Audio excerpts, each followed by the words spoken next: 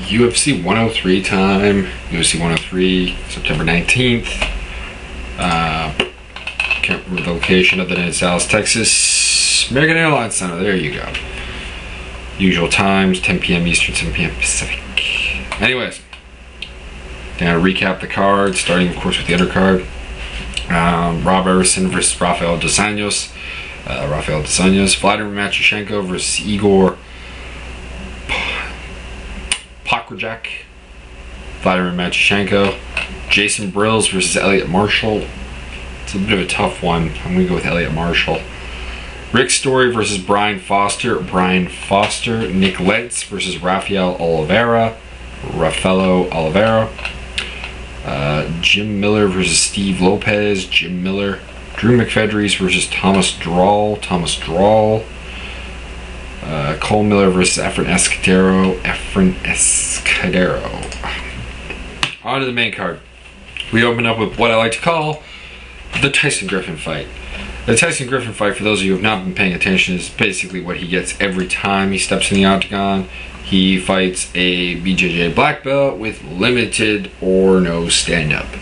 C fights with David Lee, Thiago Tavares. Except David Lee I don't think was a black belt. I think he's like purple belt, so that was even worse. Thiago Tavares, Gleison Tibau, Marcus Aurelio, Rafael dos Anjos, and now Hermes Franca. He has 3 other fights in which he's 1-2 in. He arguably beat Clay Guida and lost to Sean Shirk and Frank Edgar. Notice a pattern here is that basically he's a grappler killer because he can sprawl and brawl most BJJ guys and can outstrike them, and that's pretty much what will happen here with Hermes Franca. Franca's got power that gives him a better shot than the rest of these guys had. He has very good knockout power, but his striking is slow and not the most technical. Tyson Griffin will probably outpoint him to a unanimous decision. Josh Koscheck against the returning Frank Twickeltoes Trigg. Battle of 2 guys who are really primarily wrestlers. Both have some stand-up. This is Frank Trigg's return to the 170-pound weight class. I think he's been fighting at 185 recently. He's been having a lot of success. We haven't seen him since, I believe he lost to GSP at UFC 54. In the UFC, I mean. He has a propensity to get rear naked choked. Matt Hughes and GSP showed that on 3 occasions between them. His submission defense is really actually quite good. It just seems that if you get his back, you can get him. Like, he handled Renato Verissimo and Dennis Hallman, who are both, I guess, better sub guys than Matt Hughes. But, you know, he's been rear naked choked a couple times. Do I think Koscheck will do it? I don't think so. I think this comes down to who's the better wrestler, and I think that's Koscheck. And Koscheck will take Trigg down. I think he can hang with him and probably outstrike him on the feet. And he'll win a unanimous decision, though a rear naked choke would not surprise me in any way.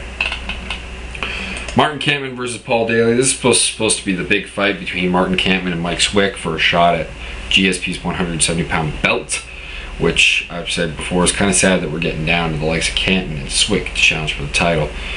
As for Paul Daly, he's an excellent striker. His ground game is improving, but it's still, I think, it's still definitely his weakness. He's amassed a very good record in Europe, particularly in the United Kingdom. Notable opponents including guys like Jake Shields, who beat him.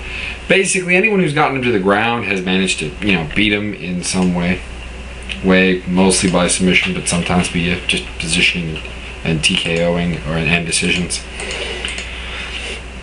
Martin Kampmann is also mainly a striker. He's a taller striker than Paul Daly. I think he may actually be a better, in terms of technique-wise, striker, but he doesn't have the power that Paul Daly has. Paul Daly's nickname Semtex is very well deserved. He can put you to sleep with one blow. I see Kampmann probably taking this fight to the ground, though. He's trained in Extreme Couture. His wrestling looked actually very good against Carlos Condit, which had previously been somewhat of a problem for him. I think he will take him down.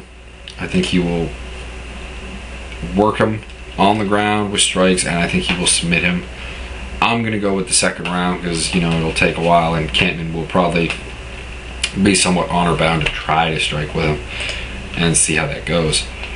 Mirko Cro Cop versus Junior Dos Santos. A lot of people are riding the Junior Dos Santos bandwagon due to his victories over mainly Fabricio Werdum, of course, but you know, knocking out Werdum, who's trying to strike with you, has never been the biggest thing for me because he's not that good of a striker. His chin is pretty decent, so we know Dos Anjos has got KO power. He completely destroyed Stefan Struve on the feet, and Stefan Struve is supposed to be a good kickboxer, except, you know, his fight against Denis Stojnik probably showed again that he really isn't that good of a kickboxer. But still, I think Cro Cop is by far the best striker that Dos Anjos has fought. But I think he's still getting a little bit washed up. His fights in Japan, although he won a lot of them, were against competition that was not great. When he stepped up to fight good competition like Alistair Overeem, he was not looking good. His fights in the UFC, of course, were less than convincing. When he fought, of course, Gonzaga and got head kicks, he did not look the greatest against Eddie Sanchez, and of course lost to Cheick Kongo. Although some would say Kongo should have been disqualified in that fight, and probably should have. He looked good against Mustafa Al-Turk, but Al-Turk's looked terrible in the UFC. I'm gonna go with Dos Anjos because even if he can't outstrike Cro Cop, I think he can take him down. Cro Cop hasn't shown the greatest of takedown defense in the cage, and I think also he's preparing for a stand-up bout. He thinks Dos Anjos is going to stand with him, and I think Dos Anjos is going to try. I just think if Cro Cop happens to get the upper hand, I think Dos Anjos has that option open to take him down. And he is a NOG trained, I believe, purple belt, which should be enough, I think, against Cro Cop on the ground. So I'm going with Dos Anjos. I'm going to go with a decision. Next up, Rich Franklin versus Vitor Belfort. This fight somewhat depends on what Vitor shows up. It looks like we're getting a good Vitor, but we know but we've seen in the past Vitor can, you know, disintegrate mentally. Rich Franklin, of course, outside of fights with Anderson Silva, has been a man on a mission in the UFC. He has 3 losses in the UFC, the 2 being to Anderson Silva and 1 to Dan Henderson. He's beaten some of the better guys out there, Vanderlei Silva, although that was somewhat controversial, Matt Hamill, Yushin Okami, although that was also somewhat controversial. Wins over the likes of David Crow Loazo, Evan Tanner twice, Edwin Deweese, George Rivera. The list goes on for a while. Vitor's returning after, of course, having utterly destroyed Matt Lindland. There was talks of him fighting Gegard Mousasi in Affliction. That never came to be, which is too bad because that would have been a good fight. Both of these guys are more strikers than they are grapplers, but they are well-rounded guys. I think Franklin's got a size advantage that he would do very well to exploit. I'm going to go with Rich Franklin just because my faith in Vitor Belfort has never been the strongest, and I've never been one of these guys who is suckered in by the what Vitor can do when the expectations are up, but once the pressure's on, he tends to kind of crumble. And if he doesn't this fight, you know, that's going to show me something. That will, you know, show me that Vitor really has gotten to the point where he can be an elite fighter because he has the physical gifts to do it. There's no question about it. But I'm going to go with Rich Franklin via a unanimous decision. And that's all for, you know, the card. It's a good card, unlike the fight night, which I've expressed my views on. Anyways, that is all. Peace out.